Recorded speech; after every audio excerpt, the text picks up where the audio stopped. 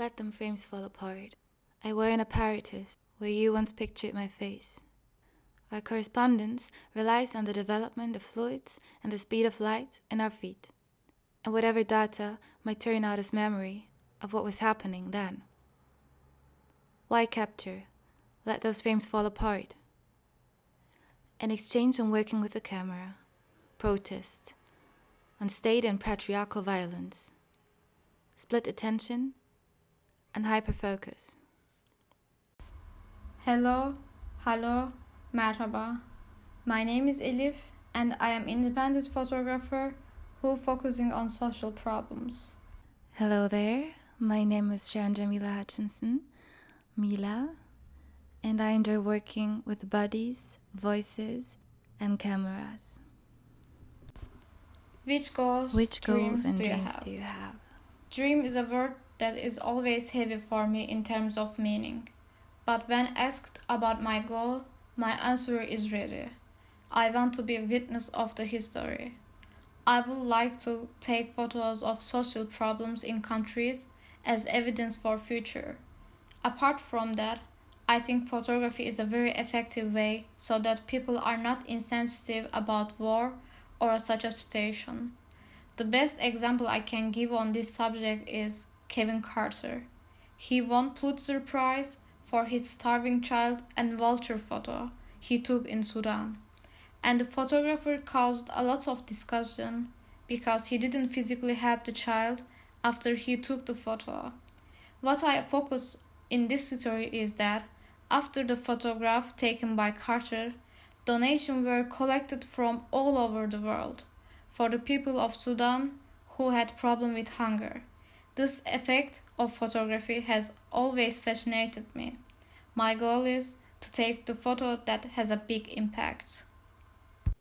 I do believe that what we pass on from one generation to the other matters, and that includes pictures. My goals change with everything that dies and disappears, whether it's people or beliefs. For now, I know memory is important to me. Beyond memory, I hope my pictures to allow to perceive what's not there.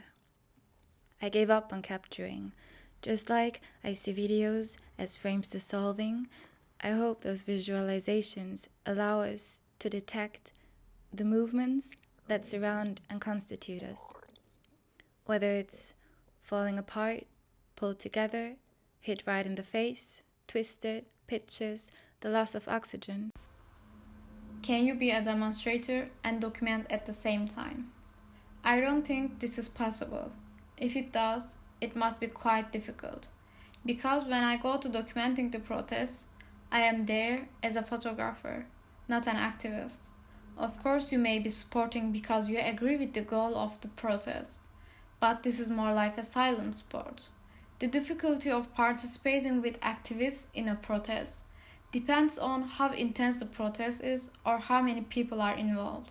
In a 50-person protest, you can take pictures and take part, but the same is not the case for protests with thousands of people, because during the protest, there are other things to think about it, especially when activists get into quarrels with the police.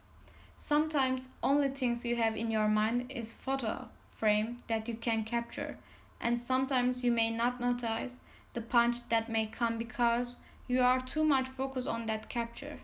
That's why I think it's necessary to be either an activist or a photographer during the protest. Can you be both at the same time? Yes. Sometimes you might even be forced to. For example, if you witness something that should be recorded as a proof by phone.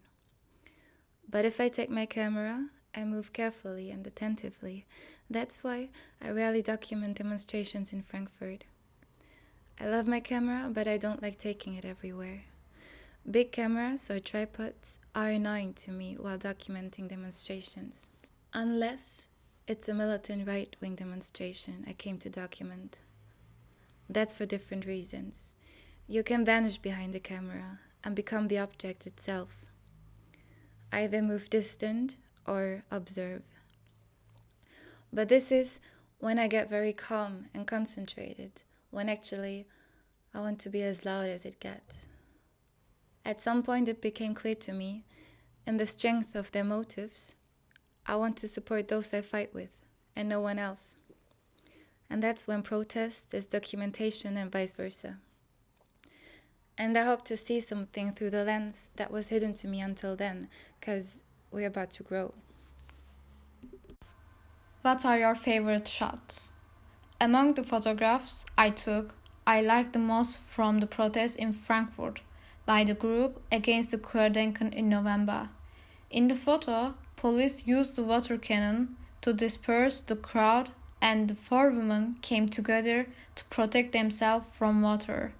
It reminds me always women solidarity. That's why I like it the most. Up until today, this is one of my favorite shots. I might have to call it the intersection of hyperfocus and split attention.